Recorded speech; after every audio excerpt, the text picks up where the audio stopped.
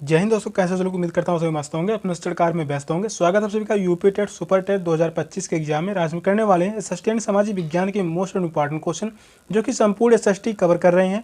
60 question पूछे जाते हैं और यहाँ से 60 में 60 क्वेश्चन हल करेंगे एग्जाम में। क्लास भी आज 2 है। चैनल पर जो भी नए हैं चैनल को सब्सक्राइब कर लीजिए। हर एक टॉपिक से क्वेश्चन लिए गए, चाहे वह इतिहास का पार्ट हो, आधुनिक भारत हो, संविधान या यूपी स्पेशल, स्टैटिक जीके, भूगोल, भारत और विश्व दोनों लेवल के भूगोल के क्वेश्चन पढ़ाए जा रहे हैं। और यहाँ पर जो है एनसीईआरटी पैटर्न पर आधारित क्वेश्चन है। एनसीईआरटी पैटर्न पर आधारित क्वेश्चन है, जो कि 2026 में बिल्कुल ऐसा ही पेपर आप सभी को देखने को मिलने वाला है। चलिए क्लास को स्टार्ट करते हैं। पहला क्वेश्चन है, निम्न में से कौन सा महासागर विश्व में अत्यधिक बड़ा है? Antarctic, Pacific, Indian, Atlantic. कौन सा ऑप्शन राइट है?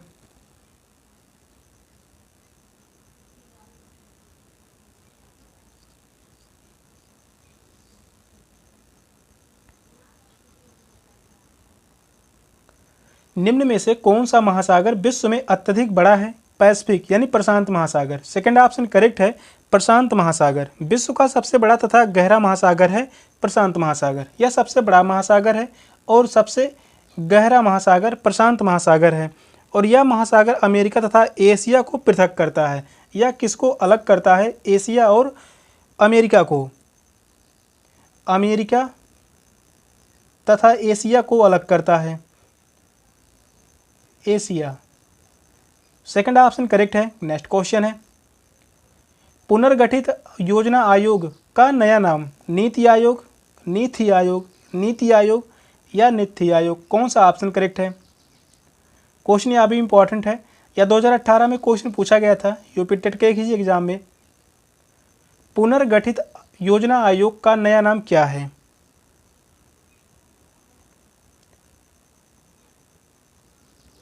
इसका नया नाम है NITI Aayog. Third option correct है, नीति आयोग, नीति आयोग। योजना आयोग का नया नाम नीति आयोग है। इस योजना आयोग का नया नाम बदलकर 2014 में बदला गया था। 2014 में बदलकर नीति आयोग रखा गया। और नीति आयोग का अध्यक्ष कौन होता है? तो वर्तमान में जो पीएम होगा वही योजना आयोग यानी नीति आयोग का अध्यक्ष होगा। थर्ड ऑप्शन करेक्ट है। नेक्स्ट क्वेश्चन है, बर्लिन किस देश की राजधानी है? Georgia, Greece, Hungary, Germany. कौन सा ऑप्शन राइट है? क्वेश्चन यह भी इंपॉर्टेंट है।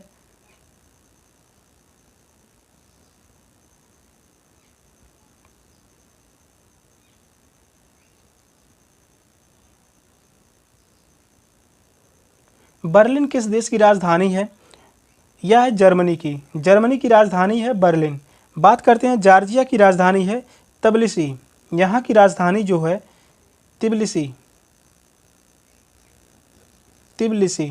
ग्रीस की राजधानी है एथेंस। ये इंपॉर्टेंट है, इसको ध्यान में रखिए। हंगरी की राजधानी है बुडापेस्ट, बुडापेस्ट यहाँ की राजधानी है। फोर्थ ऑप्शन राइट है, जर्मनी। नेक्स्ट क्वेश्चन है, बिरजू महाराज का संबंध किस शास्त्रीय नृत्य से है? कथकली, कथक, भरतनाट्यम, मणिपुरी। कौन सा ऑप्शन करेक्ट है? क्वेश्चन इंपॉर्टेंट है।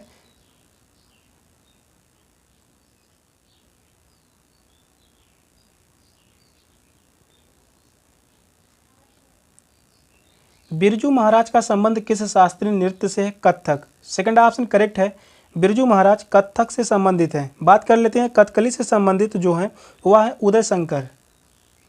उदय शंकर यह संबंधित हैं कथकली से। भरतनाट्यम से संबंधित हैं यामिनी, यामिनी कृष्ण मानसिंह या सोनल मानसिंह। दोनों इंपॉर्टेंट हैं। सोनल मानसिंह ये संबंधित हैं भरतनाट्यम से। मणिपुरी से संबंधित हैं आतंब सिंह, आतंब सिंह यह संबंधित हैं मणिपुर से।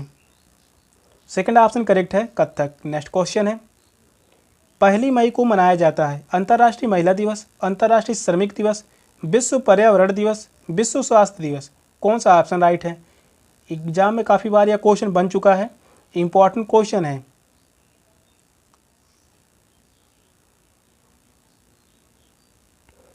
क्वेश्चन कह रहा है 1 मई यानी 1 मई को मनाया जाता है।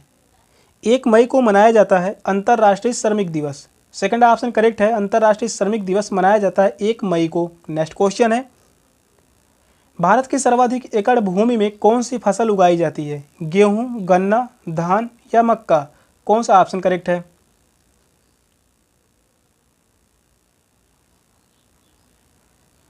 भारत की सर्वाधिक एकड़ भूमि में कौन सी फसल उगाई जाती है?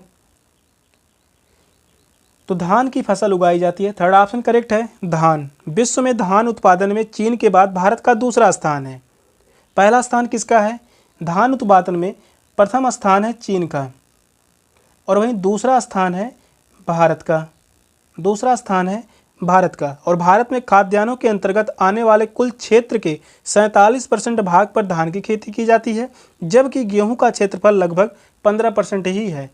थर्ड ऑप्शन करेक्ट है। नेक्स्ट क्वेश्चन है, ब्रह्म समाज की स्थापना किसने की थी? राजा राम मोहन राय, स्वामी विवेकानंद, स्वामी दयानंद सरस्वती, राजगोपाला चट्टोपाध्याय? कौन सा ऑप्शन करेक्ट है?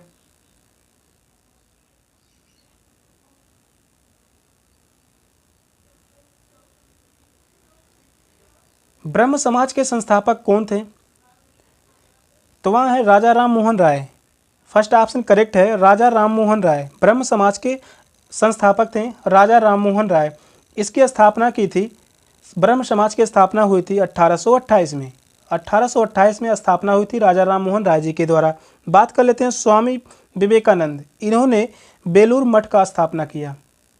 बेलूर मठ का स्थापना किया, वह भी 1897 में। 1897 में। अब बात कर लेते हैं स्वामी दयानंद सरस्वती। ये संस्थापक थे आर्य समाज के। इम्पॉर्टेंट है, आर्य समाज के संस्थापक कौन थे? काफ़ी बार एग्जाम में पूछा गया है। तो वहाँ है स्वामी दयानंद सरस्वती, और इसकी स्थापना की थी 1875 में। 1875। फर्स्ट ऑप्शन राइट है। नेक्स्ट क्वेश्चन है, पंचवर्षीय योजना की ड्राफ्ट रूपरेखा का अनुमोदन कौन करता है? वित्त आयोग, योजना आयोग, राष्ट्रीय विकास परिषद, वित्त मंत्रालय? कौन सा ऑप्शन राइट है?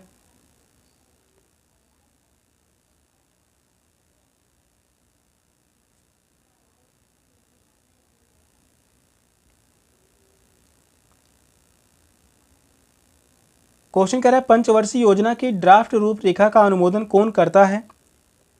राष्ट्रीय विकास परिषद। थर्ड ऑप्शन करेक्ट है, राष्ट्रीय विकास परिषद। योजना आयोग के चरणों का निर्धारण एवं प्राथमिकता के आधार पर संसाधनों का आवंटन करता है, जबकि राष्ट्रीय विकास परिषद योजना आयोग के संचालन का समय समय पर मूल्यांकन करता है तथा योजनाओं को अंतिम रूप प्रदान करता है। थर्ड ऑप्शन ही करेक्ट है। नेक्स्ट क्वेश्चन है, 1 रुपए के नोट पर किसके हस्ताक्षर होते हैं? वित्त सचिव, रिजर्व बैंक ऑफ इंडिया के गवर्नर, वित्त मंत्री, उप वित्त मंत्री? कौन सा ऑप्शन करेक्ट है?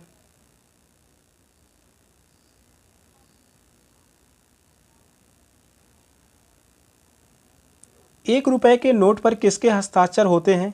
वित्त सचिव के। फर्स्ट ऑप्शन करेक्ट है, वित्त सचिव। 1 रुपए के नोट पर भारत सरकार के वित्त सचिव का हस्ताक्षर होता है।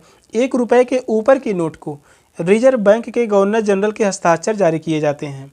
फर्स्ट ऑप्शन राइट है। नेक्स्ट क्वेश्चन है, निम्नलिखित में से सरोद के प्रवर्तक कौन थे? अमजद अली खां, रविशंकर, अल्लाह रखा, शिव कुमार शर्मा? कौन सा ऑप्शन करेक्ट है?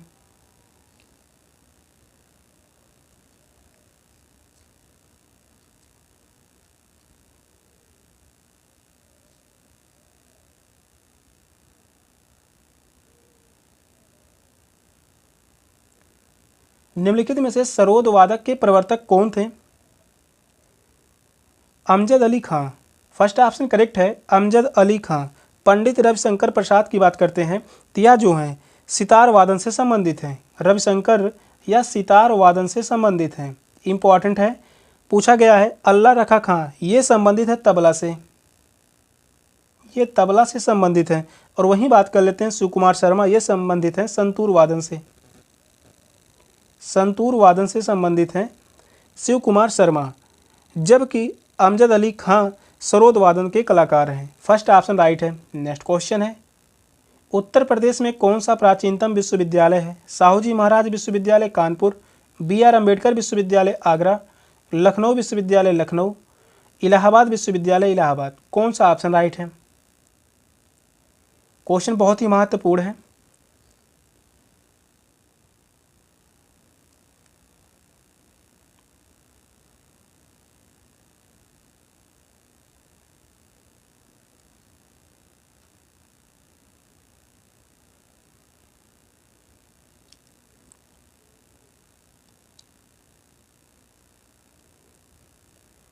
उत्तर प्रदेश में कौन सा प्राचीनतम विश्वविद्यालय है? इलाहाबाद विश्वविद्यालय, इलाहाबाद। फोर्थ ऑप्शन करेक्ट है। इलाहाबाद विश्वविद्यालय उत्तर प्रदेश का प्राचीनतम विश्वविद्यालय है और इसकी स्थापना की बात कर लें तो 1887 में इसकी स्थापना हुई थी। इसकी स्थापना 1887 में हुई थी। बात कर लेते हैं डॉक्टर भीमराव अंबेडकर विश्वविद्यालय। इसकी स्थापना की गई थी जो कि यह आगरा में है 1989 में। 1989 में डॉक्टर बी आर अम्बेडकर विश्वविद्यालय की स्थापना आगरा में 1989 में की गई थी। छत्रपति साहू जी महाराज विश्वविद्यालय, इसकी स्थापना की गई थी 1966 में। 1966 में इसकी स्थापना हुई जो कि कानपुर में।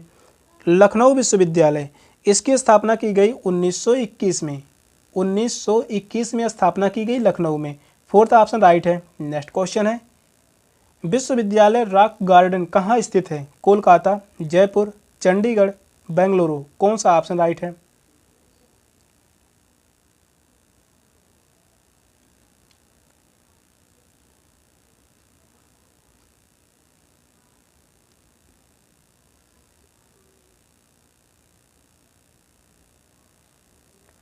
विश्वविख्यात रॉक गार्डन कहाँ स्थित है?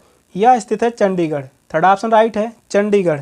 रॉक गार्डन पंजाब एवं हरियाणा की संयुक्त राजधानी चंडीगढ़ में स्थित है। यह नेक चंद सैनी गार्डन के नाम से भी जाना जाता है और यह सुखना झील के निकट स्थित है।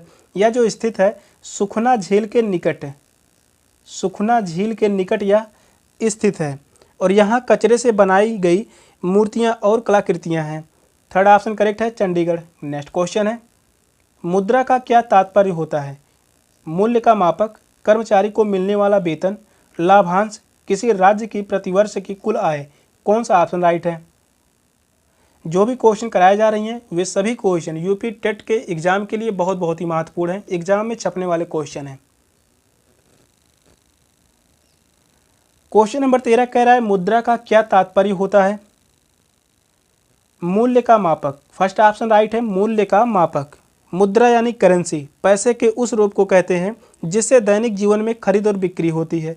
इसमें सिक्के और कागज के नोट दोनों आते हैं। ये मूल्य का मापक होता है और भारत की मुद्रा रुपया है। भारत की मुद्रा क्या है? रुपया।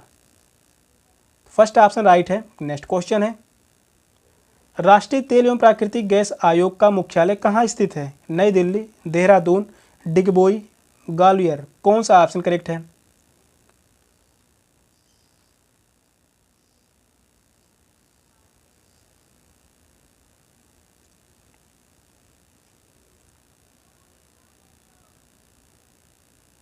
राष्ट्रीय तेल एवं प्राकृतिक गैस आयोग का मुख्यालय कहाँ स्थित है?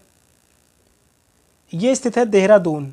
सेकंड ऑप्शन करेक्ट है, देहरादून। राष्ट्रीय तेल एवं प्राकृतिक गैस आयोग का मुख्यालय उत्तराखंड के देहरादून में बनाया गया है। देहरादून उत्तराखंड की राजधानी है। यह जो है उत्तराखंड की राजधानी है देहरादून। नेक्स्ट क्वेश्चन है, परमाणु परीक्षण स्थल पोखरण किस राज्य में स्थित है? हरियाणा, राजस्थान, मध्य प्रदेश, जम्मू एवं कश्मीर। कौन सा ऑप्शन करेक्ट है? बहुत ही महत्वपूर्ण क्वेश्चन है।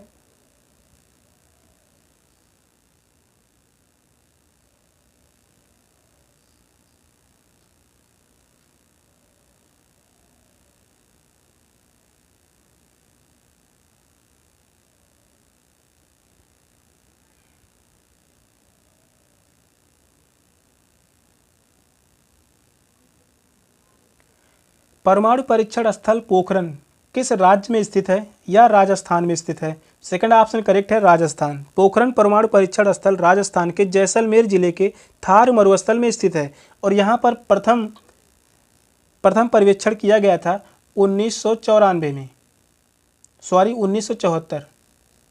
1974 में प्रथम परीक्षण किया गया परमाणु विस्फोट। इसके उपरांत दूसरा जो परीक्षण किया गया था 1998 में, जो कि यह एक सफल परीक्षण था 1998। सेकंड ऑप्शन करेक्ट है, राजस्थान। नेक्स्ट क्वेश्चन है, कौन सा राज्य लोक नृत्य गरबा से संबंधित है? गुजरात, राजस्थान, महाराष्ट्र या पंजाब। कौन सा ऑप्शन राइट है? नृत्य से संबंधित क्वेश्चन जो पूछे जाते हैं 3 से 4 क्वेश्चन। क्वेश्चन कर रहा है कौन सा राज्य लोक नृत्य गरबा से संबंधित है?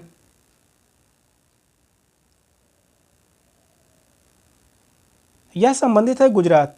गुजरात राज्य का लोक नृत्य है गरबा। फर्स्ट ऑप्शन करेक्ट है। गरबा एक श्रृंगारिक नृत्य है जिसमें स्त्री एवं पुरुष दोनों भाग लेते हैं।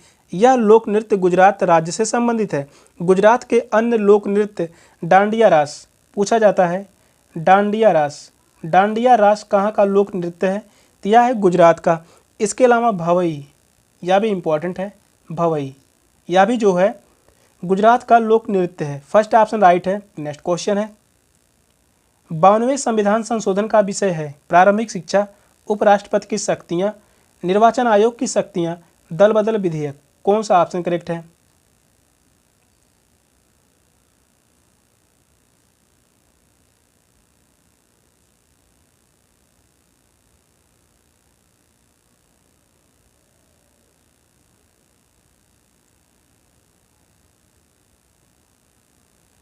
92वें संविधान संशोधन का विषय क्या है?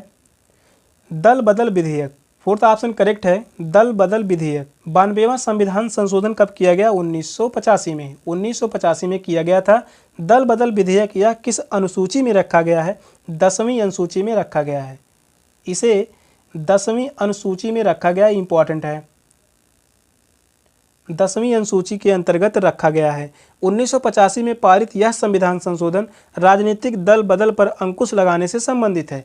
फोर्थ ऑप्शन करेक्ट है। नेक्स्ट क्वेश्चन है एक बिल ने जिसमें 4 भाषाओं को 8वीं अनुसूची में शामिल किया गया था, राष्ट्रपति की सहमति प्राप्त की गई है। ये 4 भाषाएं हैं अंडमानी संथाली भोजपुरी राजस्थानी। सेकंड ऑप्शन है बोड संथाली सीमाचली डोगरी, बोडा संथाली मैथिली डोगरी, अंडमानी संथाली भोजपुरी डोगरी। कौन सा ऑप्शन राइट है?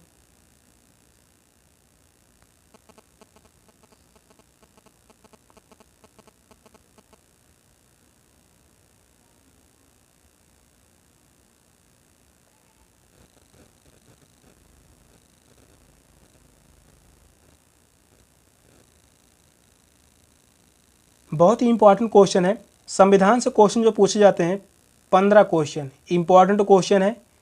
क्वेश्चन कह रहा है एक बिल ने जिसमें 4 भाषाओं को 8वीं अनुसूची में शामिल किया गया था, राष्ट्रपति की सहमति प्राप्त की है। ये 4 भाषाएं हैं। ये 4 भाषाएं हैं Bodo Santhali Maithili Dogri. Third option correct है। बोडो संथाली मैथिली डोगरी। भारतीय संविधान की 8वीं अनुसूची में वर्तमान समय में 22 भाषाओं का उल्लेख है। भारतीय संविधान में 22 भाषाओं का उल्लेख है। और प्रश्न के अनुसार 2004 में मैथिली संथाली डोगरी और बोडो को 8वीं अनुसूची में शामिल किया गया था। इसे कब शामिल किया गया? 2004 में। थर्ड ऑप्शन राइट है। नेक्स्ट क्वेश्चन है 91वें संविधान संशोधन के तहत संसद में पारित विधेयक ने मंत्रिपरिषद के आकार को सीमाबद्ध किया। यह सीमा है संसद और राज्य विधानसभाओं का 10%, संसद और राज्य विधानसभाओं का 15%, लोकसभा का केंद्र में 10%, लोकसभा का केंद्र में 15%। कौन सा ऑप्शन राइट है?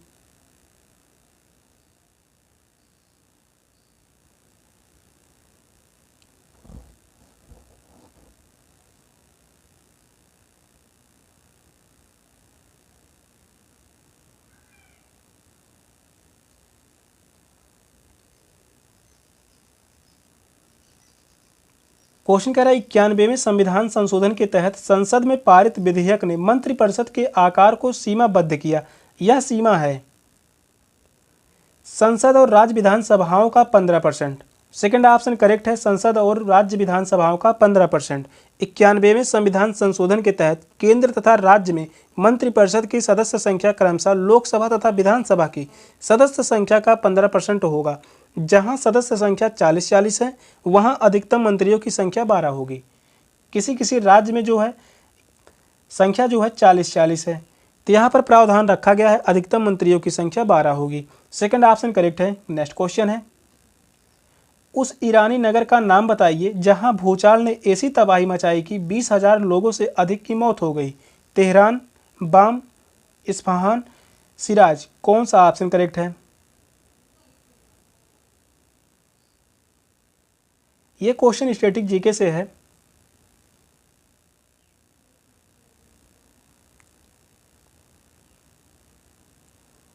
क्वेश्चन कह रहा है उस ईरानी नगर का नाम बताइए जहां भूचाल ने ऐसी तबाही मचाई कि 20,000 लोगों से अधिक की मौत हो गई। वह है बाम। सेकंड ऑप्शन करेक्ट है, बाम। ईरान के बाम नगर में वर्ष 2004 में भयंकर भूकंप आया।